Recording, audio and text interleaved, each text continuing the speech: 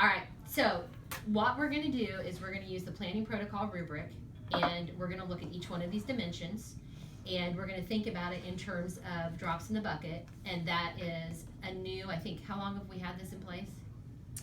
Math since the beginning of the year. Language arts since NWEA midterm. All right, so we chose to do language based on our NWEA results. So we saw that that was our lowest area, it was our lowest area of growth, and the point of adopting this curriculum was to try to increase students' understanding the language. So now we're been using it in math, which we Perfect. felt like was showing growth. Absolutely. So we thought we'll try it in Okay. language. So now let's look at this planning protocol rubric to make sure that it's doing what we need it to do. Okay. So let's start with alignment to standards. So we're going 1 through 4, barely or not at all aligned, all the way up to completely aligned. So let's talk about that. I mean, it's pretty cut and dry standards for grammar. When I look at this, I know that's our standards. I mean, we're looking at vowels, we're looking at, And I like that they show the vocabulary on the side, because when kids see these words on a test, I want it to ring a bell. right, but when you Like look at that singular and vocabulary, those are our standards. Yes, it Yeah. is. So And I They want don't them have to know standard, that they don't have these- standard numbers attached, we'd have to go back and attach standards to them, but just at a glance, I mean, that's pretty. If you look on the back page, it kind of gives you, I mean, it would be easy to align them to standards because you have all of the components, like the plurals, the pronouns, we just reviewed that in Now, class. this is the 3rd grade one too, the one you're looking at. So, but a lot of those standards But do they go do across the vary. grade levels. So if we're looking at this then, are we saying that in terms of this adoption, it is completely aligned to standards? So if we're looking at this 1 through 4, we know it's not barely, you guys have talked I about would that. say Right. mostly until we go back Okay. and really check, we'd have to go through, cause it doesn't say anything in here about the standards, does it? I haven't seen anything. No. No, but yeah. Doesn't we have would a standard and attached. Before I we can think- say completely, we would have to Okay. have the standards. I think the So- one I use is aligned, I think it said it was Common Core aligned, Okay, but I don't have it on paper in front of us. I would say mostly for now. mostly for now. Does it matter that you know that it's completely aligned or not? I mean, it kind of is nice to know. Okay. So I'm gonna put over here to the side that might be something that we wanna think about or pursue later in terms of complete alignment. Because what if we didn't look at it and there were things that were missing? Yeah. As a result. Okay, so I'm gonna mark that down here on our rubric. If anything, I think it goes beyond the standards because Yeah. wasn't there were some things we were surprised that weren't 2nd grade standards. Was it adverbs or adjective? There was something, Perimeter, I know in math Yeah, is not, there's and I'm sometimes- surprised because I see it on Yeah, some testing. but it's on here. So let's look at impact on learning. And this piece of it, you can look directly at the curriculum on, but if we're going back to this planning protocol, you've had a couple of weeks on it so far. So I guess the question then for us is, what do you think the impact overall is? Low, medium high, or high impact?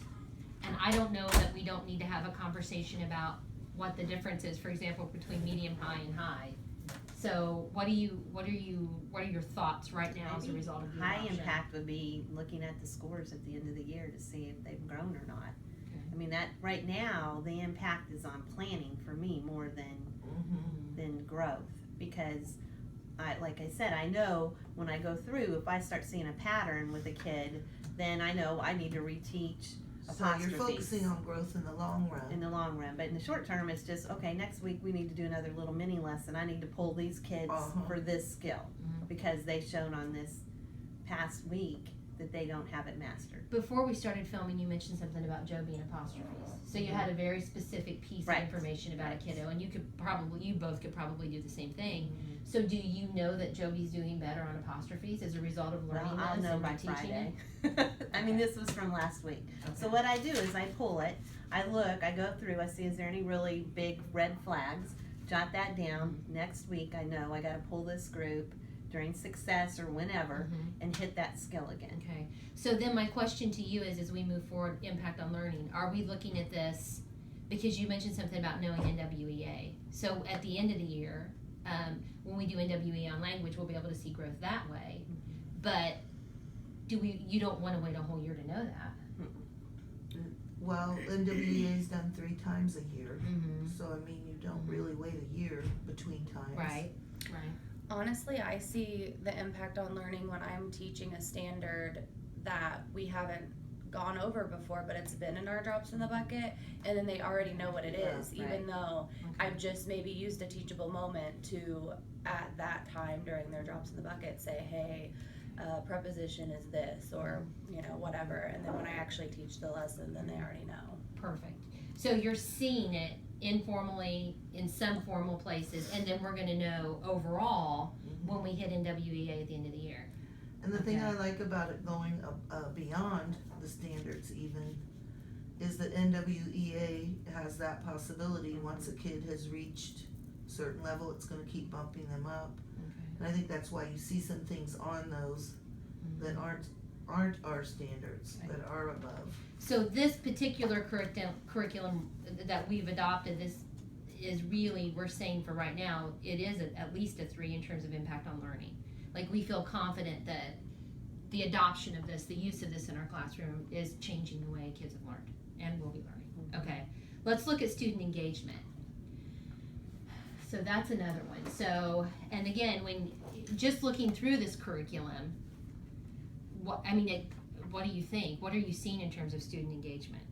And we're looking at low, moderate engagement for most, high for most. What do you think? Well, I give them immediate feedback on these so that they have to go back to their seat and correct any mistakes they made. So they are pretty motivated to get it right the first time. And I'll have them move their magnet up on the behavior thing if they are accurate. I tell them, like, I go around and eyeball it, we put it up on the smart board, so this is up there. So I'll eyeball I see that Joby got this first little square right, capitalize it.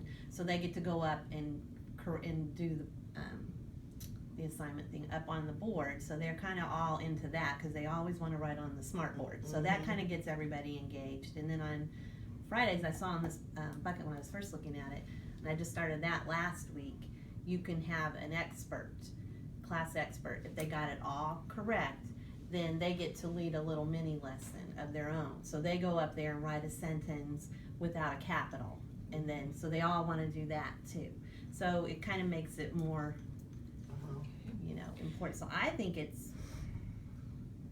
Also, we've been using, with part of it, we use editing marks where they have to read and find mistakes. And I think that's really key too, with the writing piece. Okay. So there's buy-in just because they get to do things above and beyond that. They're not just sitting there correcting a worksheet as a group. Yeah, and if you look in the back, it's not the same as the front. It's not just this, well, there's an editing sheet. here's what it is. Where they have to correct this, and then they have to answer these questions that are kind of comprehension questions, or just questions that make you think, and answer those there. They have to then rewrite it correctly down here, and they're getting better at that. We've just started it. So where would you put this, Ms. Duncan, on the student engagement range? I've noticed that my students are more excited about this back part because they want to catch my mistakes every chance they can. I mean, like the one I have a year. And so, like, finding the mistakes here, it's like, they're little detectives and they have to find the clues and they have to rewrite it the same way. So I think that, like, what Birch did on the back of this is really engaging for them. I'd probably say moderate for most students. So we're looking at maybe a 3. It sounds like, though, there are things that you're doing naturally to adapt it to make it more engaging for kiddos, acting as experts, being detectives, having the opportunity to get immediate feedback. Okay, so let's look at depth of knowledge. Is this a recall? Is this a skill concept? Is this strategic reasoning? Is this extended reasoning?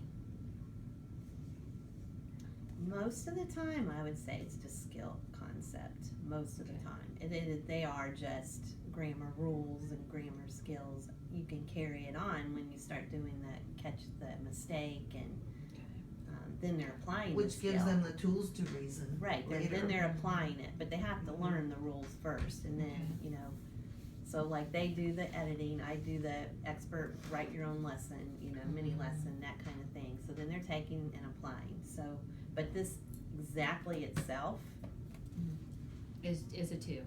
Yeah. And I hear some kind of like almost undertone of apology for that. Well, you want it to be more, and I think it is more when you extend, if you make that, so it could be extended reasoning if you include the whole part of it. Well, some of these questions on the back, Right, that part is more beyond the front part where you're just talking about the skills. yeah, Okay. like it asks questions that really make you think about this in a different way, just a little thing you've corrected. Well, and when they catch it in their journal writing, like when they're writing their own writing, and you can say, if I hear them say, oh yeah, we did that in drops, yeah, and then, or whatever I call it, And I think grammar considering what a quick piece of work this is meant to be yeah, each day, it's fairly decent reasoning it's for what much, it's, I like it for much what it's- better than a grammar worksheet. They have to do the same skill 5 times, I would rather hit really quick 6 different skills in yeah, a all day. this has to be kept They're- fresh or they yeah, forget it. And they're more engaged in that better than, kind of just underline the prefix un 5 times now. All right. It's, So, but it's all relative to the whole scope and sequence. So, to be fair, we're looking at one piece of an entire language program that you have, right. that you're implementing. Okay. So, how about technology integration? Choose a smart board, put it up on the smart board. Okay. If we had iPads all day, there's Uh-huh. probably a whole lot you could do. So, use of some, I would say. Okay. And again, this is one piece of the day and one piece of language instruction. All right, teacher friendliness, what do you think? And there are only 2. It's either a 2 or a 3 when you're looking at this rubric. It's either high maintenance, lots of material to prep and work, or low maintenance, few materials to prep and work. Well, it's 2 sheets a week for 20 kids, so The paper. copy paper is That's the issue. it, yeah. But- But other than that, it's pretty, like mine just hole punch it, keep it in their binder, and then they got a place on the So back. it's teacher friendly. Right, you can do it in advance, I do it so many weeks in Perfect. advance. They you score know their it's own, coming. yeah, we score it together, they write their own scores on the back. I mean, they're correcting it as we do it, so I don't have to take it home, I don't have to look at it until Friday. Okay. So I'm gonna put here that it's a 3, it's low maintenance. There are few materials to prep and work. And it sounds like the curriculum is intuitive, easy to follow. What about rigor and relevance? So we're looking at, when we think about rigor and relevance, is it the teacher doing all the work, the students doing the work, students thinking and working? What do you think?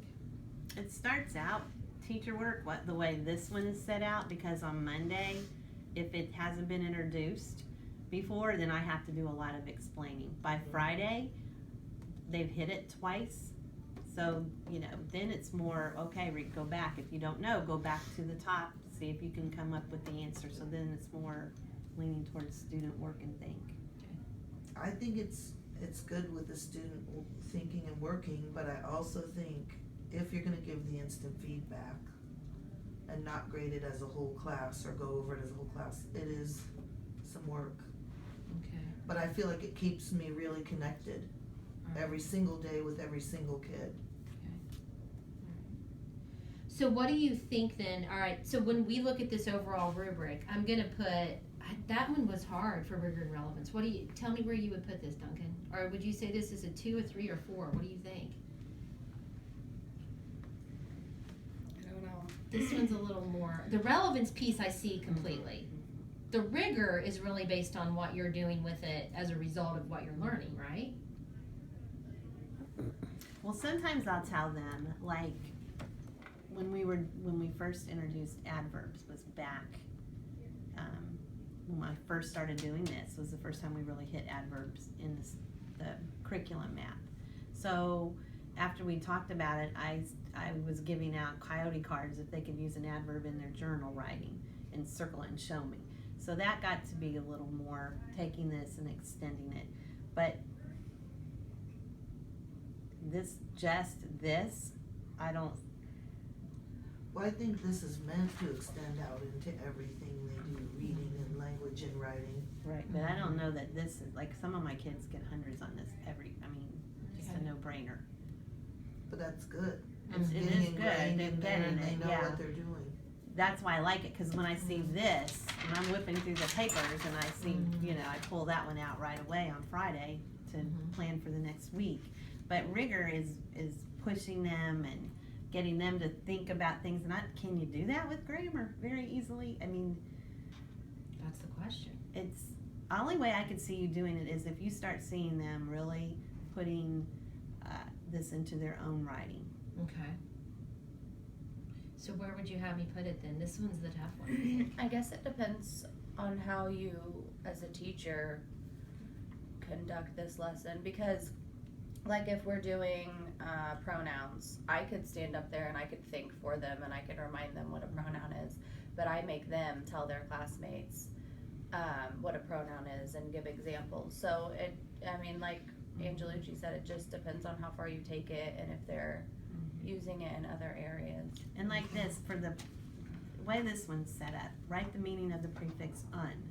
So if they don't know it, we talk about it, it's not, when you put not in front of it.